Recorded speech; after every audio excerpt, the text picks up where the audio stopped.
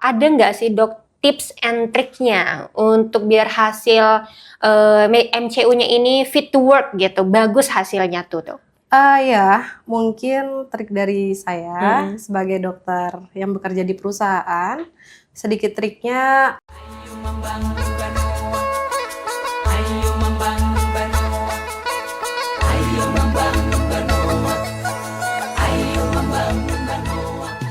Halo semuanya, selamat datang di podcast CBI, Karya Nyata untuk Negeri. Dengan saya Magdalena, kali ini kita mau ngobrol-ngobrol santai, tapi penting banget.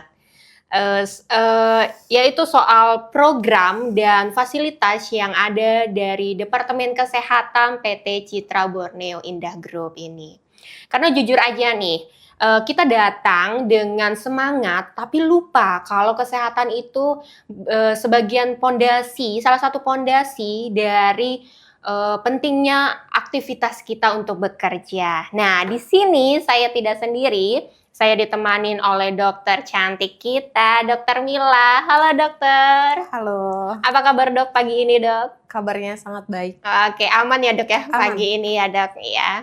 Oke, beliau ini salah satu dokter yang ada di perusahaan kita. Nah, di perusahaan kita ini memiliki fasilitas klinik yang cukup lengkap, tapi masih banyak juga yang belum tahu apa aja sih fasilitas yang ada, apa aja sih program-program yang dilakukan dari Departemen Kesehatan ini, dan kita sebagai karyawan bagaimana cara untuk mendapatkannya dan untuk bisa diperiksa seperti itu. Nah, mungkin dari Dokter Mila bisa dijelaskan dok, silakan.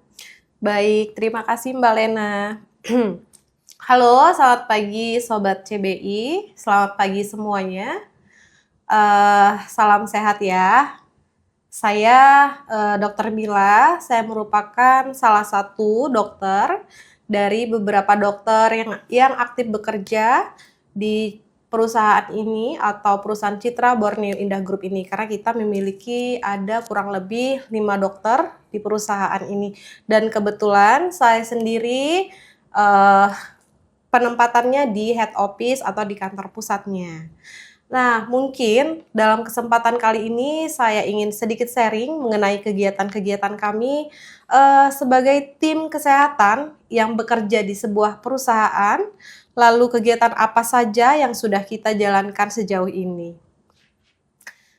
Citra Borneo Indah Group sebagai konglomerasi yang berbasis di Kalimantan Tengah menunjukkan komitmen yang kuat dalam aspek kesehatan melalui berbagai pendekatan baik untuk karyawan perusahaan maupun masyarakat sekitar. Jadi, Citra Borneo Indah Group ini sendiri sinergis, aktif berkolaborasi dengan pemerintah daerah maupun rumah sakit daerah yang dimana tujuannya untuk meningkatkan layanan kesehatan baik bagi masyarakat maupun karyawannya sendiri, sehingga mampu mewujudkan masyarakat yang lebih sehat, lebih produktif, dan lebih sejahtera. Gitu. Berarti bukan hanya untuk karyawannya saja ya dok ya, kita untuk di luar pun, di luar dari karyawan pun kita, masyarakatnya itu pun bisa ya dok ya? Ya, jadi betul sekali perusahaan kita memang memberikan akses yang begitu mudah untuk masyarakat sekitar perusahaan yang ingin ataupun hendak berobat ke klinik kami, dan itu semuanya tidak ditanggung biayanya alias gratis. Gratis, oke. Jadi yang menjadi salah satu tujuan kami, yang menjadi salah satu prioritas kami dalam keselamatan dan kesehatan kerja ataupun K3, di mana perusahaan ini menjamin lingkungan bagi seluruh karyawannya ini aman dan nyaman, sehingga kita mampu melindungi pekerja dari ancaman bahaya ataupun kecelakaan kerja ataupun penyakit-penyakit akibat kerja, sehingga dapat mampu meningkatkan produktivitas, mampu menurunkan biaya kompensasi, dan juga kita selalu memastikan kepatuhan kita terhadap peraturan-peraturan pemerintah ataupun regulasi pemerintah yang tentunya didorong oleh semangat We Do Care. Oke. Mengurangi resiko kerja lah ya, Ya, Dok ya. betul sekali. Oke, karena membahas tentang K3 nih, Dok dah. K3 ini sendiri untuk kita karyawan itu dilakukan pelatihan atau bagaimana, Dok? Iya, biasanya untuk K3 juga ada damkar ya. Biasanya kita melakukan pelatihan internal di mana nanti karyawan akan terpilih ya, dan diberikan pelatihan semacam pelatihan pertolongan pertama. Untuk damkar kita lakukan ada pelatihan-pelatihan untuk simulasi-simulasi tanggap atau keadaan darurat. Gitu. Jadi kami sebagai tim kesehatan di perusahaan ini berharap dapat memberikan layanan kesehatan ataupun layanan medis yang baik, yang optimal, yang prima, yang peduli serta bertanggung jawab bagi seluruh tentunya seluruh karyawan perusahaan maupun masyarakat sekitar melalui upaya ya promotif dan preventif. Oke, lagi-lagi untuk masyarakat sekitar juga ya, Dok ya, bukan hanya fokus untuk karyawan saja ya, luar biasa. Sekali. Nah, tadi ada dokter sampaikan promotif dan preventif ya, Dok. Nah, itu apa ya, Dok, program-programnya atau upayanya ya, Dok ya? Oke, jika untuk upaya promotif biasanya kita memang berfokus pada karyawan yang sehat atau kita berikan semacam ya edukasi ya, ataupun penyuluhan-penyuluhan ataupun semacam healthy campaign atau kampanye kesehatan di seluruh unit-unit bisnis atau seluruh unit-unit kerja maupun di seluruh regional, yang dimana harapannya mereka sendiri atau karyawannya sendiri mampu meningkatkan kesehatannya secara mandiri, mampu mengadopsi pola hidup sehat, mampu meningkatkan kemampuan diri dalam mencegah suatu penyakit gitu. Dan dalam upaya ini kita memiliki program, salah satunya yaitu program hygiene dan sanitasi. Gitu. Yang dimana tim kami atau tim kesehatan melakukan visitasi dari rumah ke rumah karyawan gitu. Lalu kita berfokus pada kesehatan lingkungannya maupun sarana dan prasarananya. Contohnya ya seperti bagaimana cara mereka mengolah sampah, bagaimana kebersihan lingkungan maupun ruangan, kebersihan toilet ataupun jamban mereka, serta bagaimana mereka ini cara penyediaan air bersihnya. Oh, berarti sanitasi ini bukan hanya untuk di lingkungan kerja aja di kantor ya, Dok ya, tapi sampai ke rumah untuk di karyawannya ya. Betul sekali.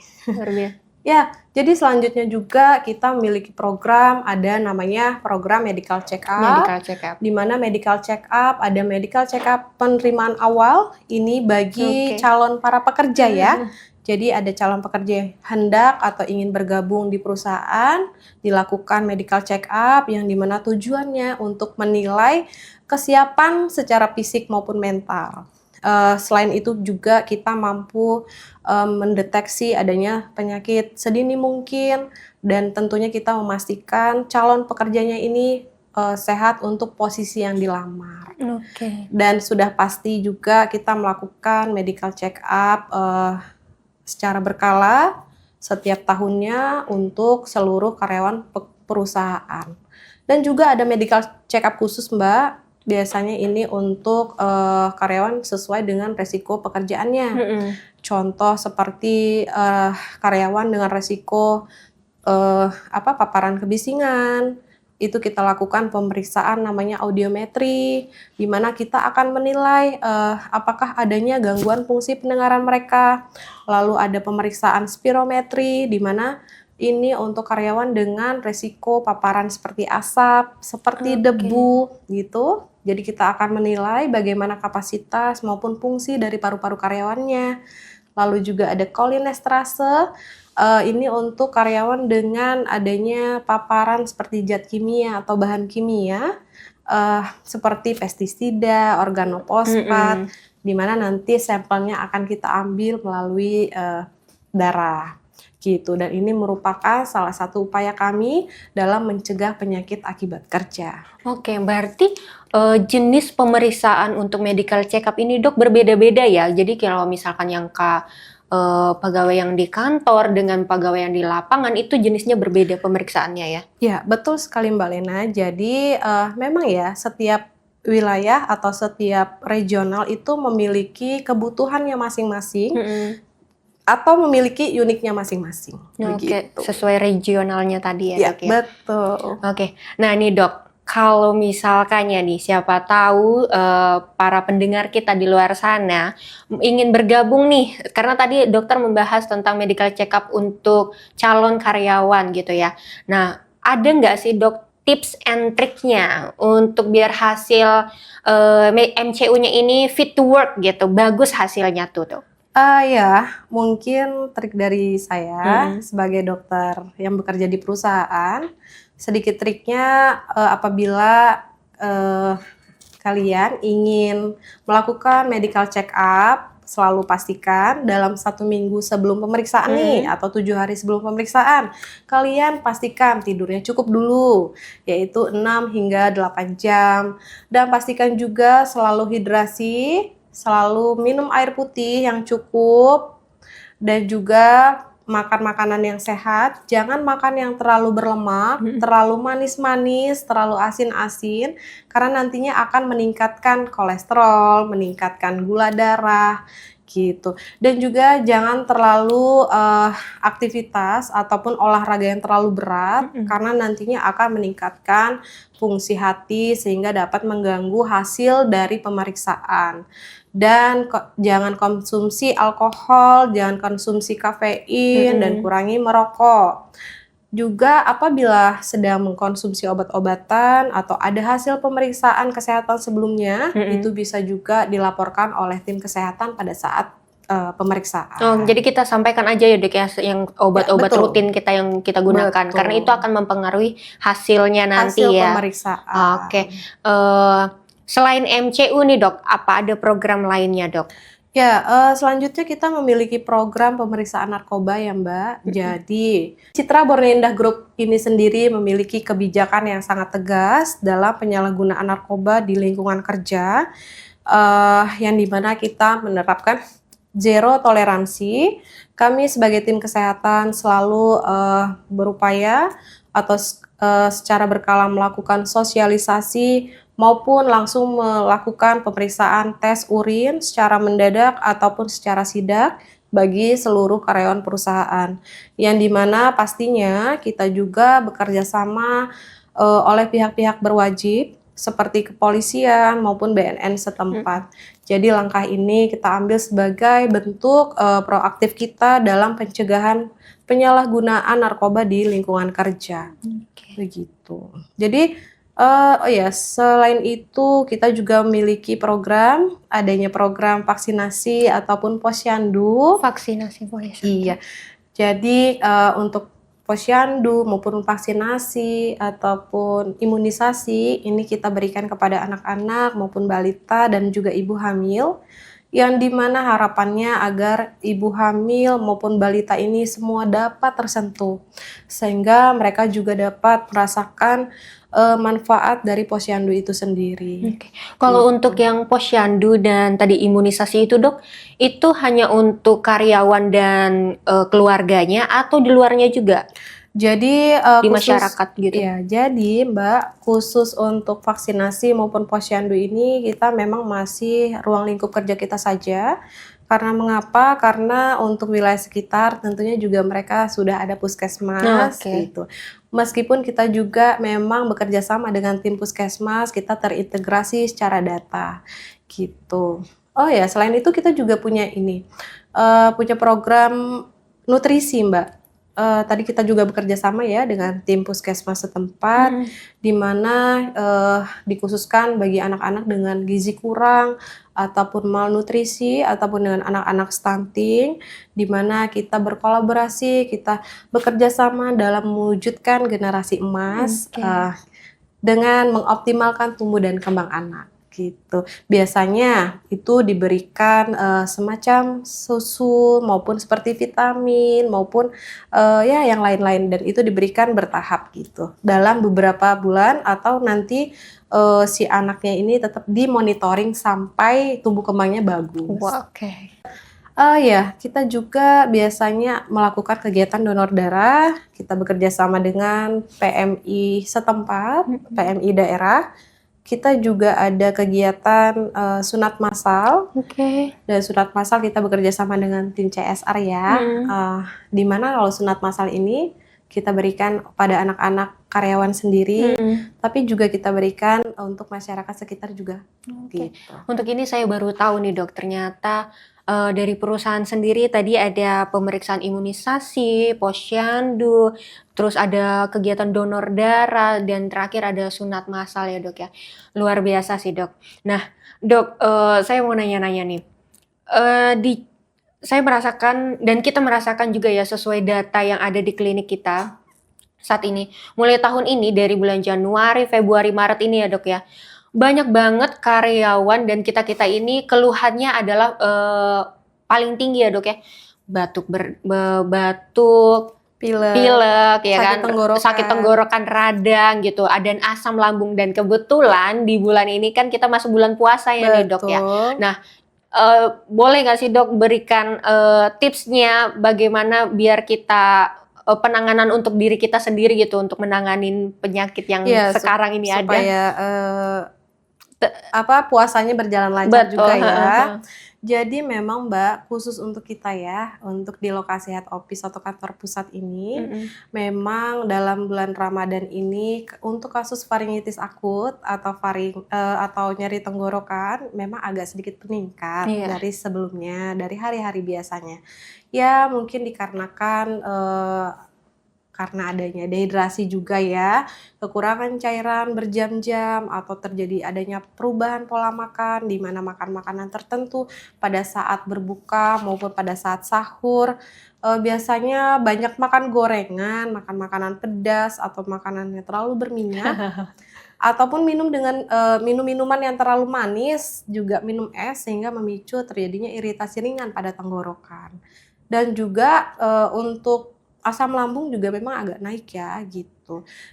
Mungkin tipsnya untuk yang berpuasa ya, untuk menghindari itu pastikan pada saat berbuka maupun sahur hindari makanan yang saya sebutkan tadi. Pastikan minum air putihnya cukup ya, esnya juga dikurangin gitu. Dan juga jangan di skip sahurnya. Oke, ini penting banget ya, karena kayaknya banyak banget nih ya. Sahur tuh kalau lewat ya udah nggak usah, tapi tetap menjalani puasa. Betul, jadi kalau bisa upayakan selalu sahur. Harus sahur. Untuk menghindari terjadinya asam lambung tadi. Dan juga pada saat ketika makan berbuka puasa, itu jangan langsung makan berat. Langsung jangan banyak juga ya. Mungkin bisa minum air putih dulu atau makan yang kecil seperti makan kurma gitu ya.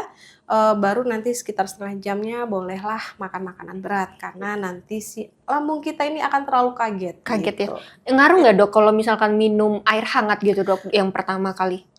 Untuk air hangat aman ya. Aman ya? Iya, tapi kalau bisa ya suhu yang normal-normal aja. Normal aja. Jadi jangan dingin, nggak perlu juga yang harus hangat-hangat ya dok ya? Betul. Oke. Nah, dok, dari penjelasan dokter tadi itu ya, saya pribadi nih ya ngelihat dok, klinik ini bukan hanya sebagai fasilitas aja dari perusahaan, tapi kayak bentuk kepedulian perusahaan terhadap karyawannya gitu. Kadang kita kayak merasa sakit kepala, nggak enak badan, atau sekedar ingin mengukur tensi, tekanan darah tuh kita ternyata bisa ya langsung datang ke kliniknya, langsung ditanganin ya dok ya, tanpa harus keluar dari area tempat kita. Betul.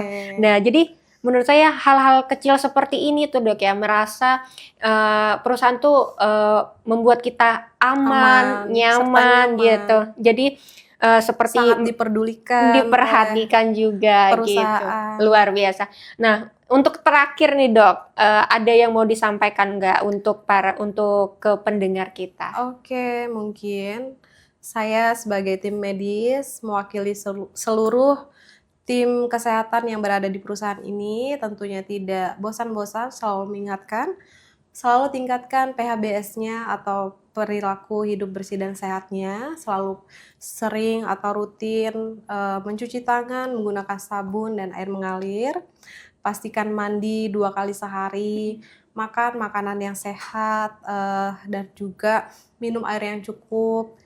Lalu gunakan toilet atau jamban yang bersih, hindarin kubangan air yang berisi jentik nyamuk, tidak merokok di area Kerja.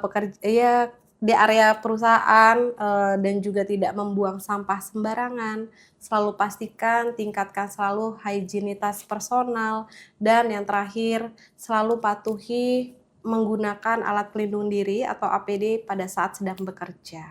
Oke, luar biasa. Terima kasih banyak ya Dok ya. Semoga di episode kali ini kita jadi lebih peduli akan kesehatan dan kesehatan ini bukan cuma tanggung jawab dari pribadi kita sendiri, tapi merupakan tanggung jawab dari perusahaan ternyata seperti itu. Jadi jangan ragu menggunakan fasilitas yang sudah tersedia oleh perusahaan karena Mencegah. lebih baik mencegah daripada apa Dok? Mengobati. Oke, Iya. terima kasih sudah mendengarkan CBI Podcast Karya Nyata untuk Negeri. Bumi pertiwi terbentang luas, menanti uluran tangan kita. Semaikan